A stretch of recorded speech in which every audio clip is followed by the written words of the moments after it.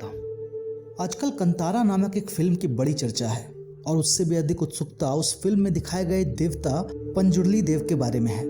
पंजुर्ली देव की उपासना दक्षिण भारत, विशेषकर कर्नाटक और केरल के कुछ हिस्सों में की जाती है। वहाँ इनकी दंत कथाएं बड़ी प्रचलित है, किंतु देश के अन्य हिस्सों में उनके बारे में बहुत कम लोग जानते हैं। तो आइए इस वीडियो में हम इन्हीं के बारे में जानते हैं। पंजुर्ली शब्द वास्तव में एक तुलु शब्द पंजीदा कुर्ले का अपभ्रंश है। तुलु भाषा में इसका अर्थ होता है युवा वराह। यह कुछ भगवान विष्णु के वराह अवतार की तरह ही है। तुलु बाहुल्य इलाकों में, जिन्हें तुलु नाडु भी कहा जाता है, पंजुर्ली देव सबसे प्राचीन देवताओं में से एक है। ऐसी मान्यता है कि जब पहली बार पृथ्वी पर अन्न की उत्पत्ति हुई, उसी समय पंजुर्ली देव पृथ्वी पर आए, अर्थात मानव सभ्यता के आरंभ में। कुछ विद्वानों का यह भी मानना है कि जब मनुष्यों ने खेती करना सीखा तो उस समय जंगली सुअर अर्थात वराह अपने पेट भरने के लिए उनकी फसल को खा जाते थे। उन्होंने इसे कोई दैवीय शक्ति समझ लिया और वराह रूपी पंजुर्ली देव की उपासना करना आरंभ कर दिया ताकि वे उनकी फसलों की रक्षा करें। तब से ही पंजुर्ली देव की पूजा हो रही है। आज भी पंजुर्ली देव की पूजा करते समय लोग बरने कोरपिन नामक एक प्रथा करते हैं, जहां वे देवता को अन्न अर्पण करते हैं। इस प्रथा में बांस के एक पात्र में चावल रखते हैं और उस पर नारियल के 2 टुकड़ों में दीपक को जलाकर पंजुर्ली देवता के सामने रखा जाता है। इसके बाद पंजुर्ली देव के समक्ष एक बेहद ही प्राचीन नृत्य किया जाता है, जिसे भूता कोला कहते हैं। कोला का अर्थ तुलु भाषा में नृत्य होता है और भूता इस नृत्य का एक प्रकार है। भूता कोला की भांति ही और कई प्रकार के नृत्य होते हैं। यह नृत्य बहुत देर तक चलता है और जब नृत्य करने वाला व्यक्ति थक जाता है तब लोग उस अन्न को पंजुर्ली देव को समर्पित करते हैं। यह एक प्रकार से उनसे अपनी फसलों की रक्षा के लिए की गई प्रार्थना होती है। पौराणिक कथा के अनुसार एक वराह के 5 पुत्र हुए, किंतु उनमें से एक नवजात बच्चा पीछे छूट गया। वह अकेला भूख प्यास से तड़पने लगा और मृत्यु के कगार पर आ खड़ा हुआ। उसी समय माता पार्वती वहां भ्रमण करते हुए आई। जब उन्होंने एक नवजात वराह शिशु को देखा तो उन्हें उस पर दया आ गई। वे उसे कैलाश लेकर आ गई और वहां अपने पुत्र की भांति ही उसका पालन करने लगी। समय बीता और उस बच्चे ने एक विकराल वराह का रूप ले लिया। समय के साथ उसके दाढ़ अर्थात दांत निकल आए, जिससे उसे बड़ी परेशानी होने लगी। उस खुजलाहट से बचने के लिए वो पृथ्वी पर लगी सारी फसलों को नष्ट करने लगा। इससे संसार में भोजन की कमी हो गई और लोग भूख से त्रस्त हो गए। जब भगवान शंकर ने यह देखा तो उन्होंने सृष्टि के कल्याण के लिए उस वराह के वध का निश्चय किया। जब माता पार्वती को यह पता चला तो उन्होंने महादेव से उसके प्राण ना लेने की प्रार्थना की। माता की प्रार्थना पर महादेव ने उसका वध तो नहीं किया, किंतु उसे कैलाश से निष्कासित कर पृथ्वी पर जाने का श्राप दे दिया। अपनी प्राण रक्षा के बाद उस वराह ने महादेव और माता पार्वती की अभ्यर्थना की और तब भोलेनाथ ने उसे एक दिव्य शक्ति के रूप में पृथ्वी पर जाने को कहा और वहां पर मनुष्यों और उनकी फसलों की रक्षा करने का आदेश दिया।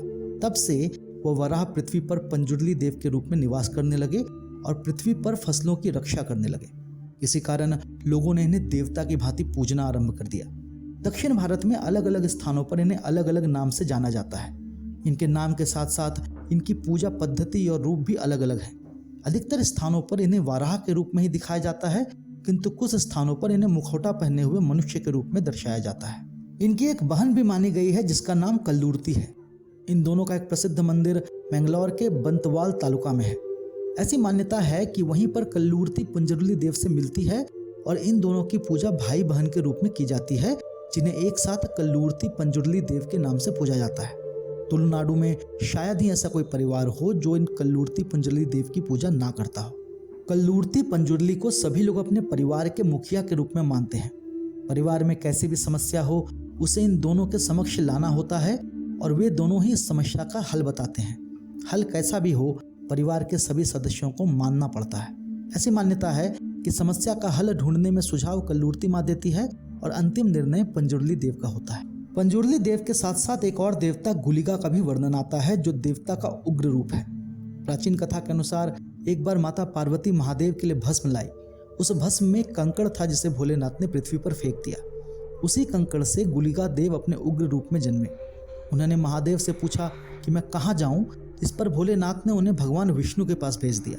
भगवान विष्णु ने उन्हें पृथ्वी पर नेनाउल्ला संके के गर्भ में भेज दिया। 9 माह के पश्चात गुलिगा देव ने अपनी माँ से पूछा कि वो किस मार्ग से बाहर आए। उसकी माता ने कहा कि जिस मार्ग से सभी संतान आती है उसी मार्ग से आ जाओ, पर गुलिगा देव ने ऐसा नहीं किया। उन्होंने अपनी माता के उदर को फाड़ डाला और उसी से बाहर निकले। वे अत्यंत भूखे थे, इसीलिए कुछ खाने को ढूंढने लगे। उन्हें इतनी भूख लगी थी कि उन्होंने सूर्यदेव को खाने का प्रयास किया। फिर उन्होंने मछलियां खाई और जानवरों का खून भी पिया, किंतु इससे भी उनकी क्षुधा शांत नहीं हुई। अंततः भगवान विष्णु ने उन्हें अपनी छोटी अंगुली खाने को दी, जिससे उनकी क्षुधा शांत हुई।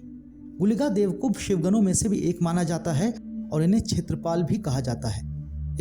आपको इनविटेशन चाहिए था ना टीम बनाने का, प्राइजेस जीतने का। खुश, अब तो टीम बना लो यार। एक कथा के अनुसार पंजुर्ली देव और गुलिका देव में एक बार युद्ध हुआ जो बहुत दिनों तक चला। तब मां दुर्गा ने उस युद्ध को बंद करवाया और उन दोनों को एक साथ रहने की आज्ञा दी। इसी कारण आज भी पंजुर्ली देव और गुलिका देव को एक साथ पूजा जाता है।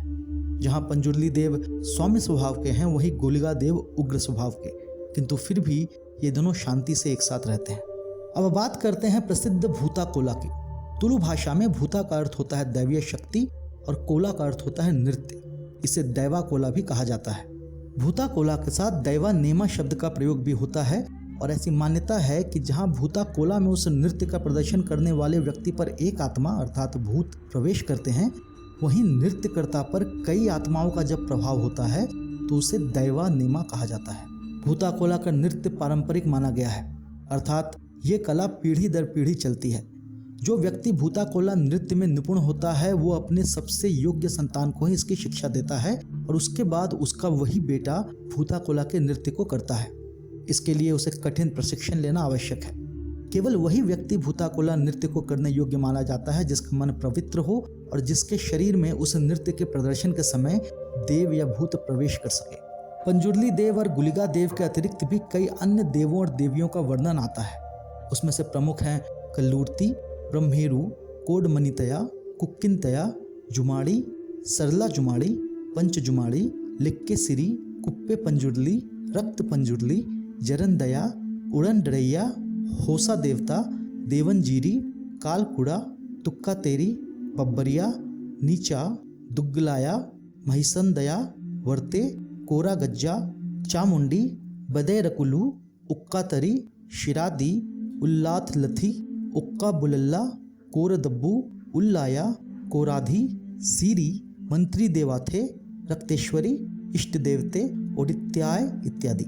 पंजुर्ली देव की भांति ही भारत में ऐसे कई देवता हैं जो कई समुदायों में तो विख्यात है, लेकिन अन्य लोग उसके बारे में नहीं जानते। इस फिल्म के द्वारा उन्होंने पंजुर्ली देव से हमारा परिचय करवाया है।